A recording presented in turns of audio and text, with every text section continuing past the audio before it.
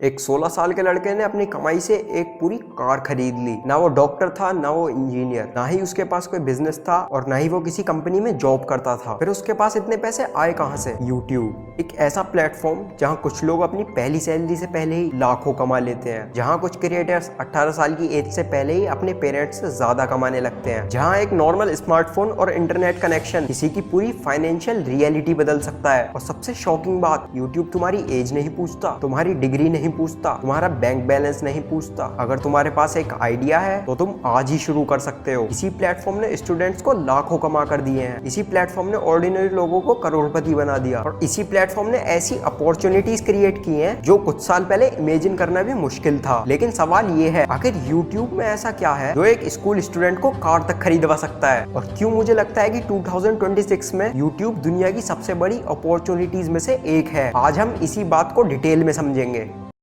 अब एक सेकंड के लिए YouTube को साइड में रखते हैं और बात करते हैं ट्रेडिशनल करियर्स की। अगर तुम डॉक्टर बनना चाहते हो तो तुम्हें सालों की पढ़ाई करनी पड़ेगी, एग्जाम्स क्लियर करने पड़ेंगे और कंपटीशन फेस करना पड़ेगा। और इंजीनियर बनना चाहते हो तो भी प्रोसेस लगभग वही है, स्कूल, कॉलेज, डिग्री, प्लेसमेंट और फिर जॉब में भी सिचुएशन कुछ अलग नहीं है। रिज्यूम भेजो, इंटरव्यू दो और सिलेक्शन का वेट करो और फिर किसी और के बिजनेस को ग्रो करने के बदले सैलरी लो। मैं ये नहीं कह रहा कि ये करियर्स गलत हैं, बिल्कुल नहीं, लेकिन इन सब में एक चीज कॉमन है, एंट्रीज के लिए परमिशन चाहिए, किसी कॉलेज की, किसी कंपनी की, किसी रिसर्चर की या किसी इंस्टीट्यूशन की। लेकिन यूट्यूब पर परमिशन किसी की नहीं लगती, न डिग्री, न इंटरव्यू, न रिकमेंडेशन और ना ही एक्सपीरियंस सर्टिफिकेट। आज चैनल बनाओ, आज वीडियो अपलोड करो और आज ही दुनिया के सामने आ जाओ। इसीलिए यूट्यूब सिर्फ एक प्लेटफॉर्म नहीं, ये शायद दुनिया का सबसे ओपन करियर ऑप्शन है और यही चीज इसे बाकी सबसे अलग बनाती है। लेकिन अब भी बहुत लोग कहेंगे ये सब थ्योरी है, मोटिवेशनल बातें हैं, रियलिटी में ऐसा कितना होता है? तो चलो कुछ रियल एग्जांपल्स देखते हैं। वीडियो की शुरुआत मैंने एक 16 साल के लड़के से की थी और मैं बात कर रहा हूँ मनीष क्रिएट्स की। जब ज्यादातर लोग उस एज में सिर्फ स्कूल, गेम या सोशल मीडिया स्क्रॉलिंग में बिजी थे, तब मनीष कंटेंट बना रहा था, कैमरा के सामने बोल रहा था, वीडियो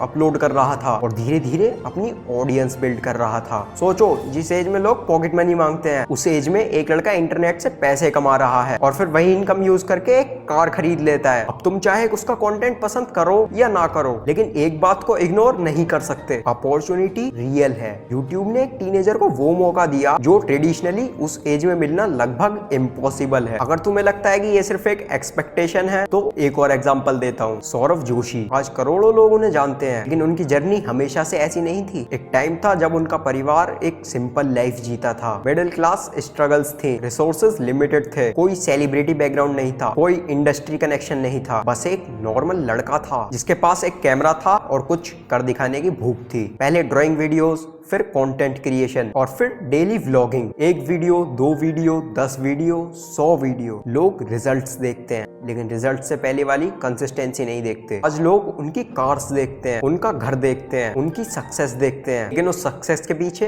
हजारों दिन की मेहनत छुपी हुई है। और शायद इसीलिए उनकी स्टोरी इंपॉर्टेंट है, क्योंकि वो ये प्रूव करती है कि एक नॉर्मल बैकग्राउंड से आया हुआ लड़का भी इंटरनेट की वजह से अपनी पूरी लाइफ बदल सकता है। और मैं ये एग्जांपल्स इसलिए नहीं दिखा रहा ताकि तुम कल सुबह उठकर करोड़पति बनने के सपने देखने लगो। मैं ये एग्जांपल्स इसलिए दिखा रहा हूँ क्योंकि ये प्रूव करते हैं कि अपॉर्चुनिटी सच में एग्जिस्ट करती है। गेट खुला हुआ है, क्वेश्चन सिर्फ इतना है, क्या तुम उस गेट के अंदर जाने वाले हो? लेकिन अब सबसे बड़ा सवाल, अगर YouTube इतनी बड़ी अपॉर्चुनिटी है तो फिर हर कोई सक्सेसफुल क्रिएटर क्यों नहीं बन जाता? क्योंकि ज्यादातर लोग शुरू ही नहीं करते। कुछ लोग कैमरा अच्छा होने का वेट करते हैं, कुछ लोग परफेक्ट सेटअप का वेट करते हैं, कुछ लोग परफेक्ट आइडिया का वेट करते हैं और कुछ लोग परफेक्ट टाइम का वेट करते करते अपनी पूरी जिंदगी निकाल देते हैं। सच तो ये है, परफेक्ट टाइम कभी आता ही नहीं। सौरभ जोशी के पास भी परफेक्ट कंडीशंस नहीं थे, मनीष क्रिएट्स के पास भी परफेक्ट कंडीशंस नहीं थे और दुनिया के किसी भी सक्सेसफुल क्रिएटर के पास परफेक्ट कंडीशन नहीं थी। उन्होंने बस एक काम किया, अपलोड बटन दबा दिया। अब एक सेकंड के लिए इमेजिन करो, आज से 1 साल बाद का दिन, डेट वही होगी, दुनिया वही होगी, लेकिन 2 तरह के लोग होंगे। पहला, जो आज की तरह सिर्फ वीडियोस देख रहा होगा और दूसरा, जो 1 साल पहले अपनी वीडियो अपलोड कर चुका होगा। दोनों के पास 365 डेज थे, दोनों के पास 24 आवर्स थे, फर्क सिर्फ एक था। एक ने शुरू शुरू किया और एक ने सिर्फ सोचा।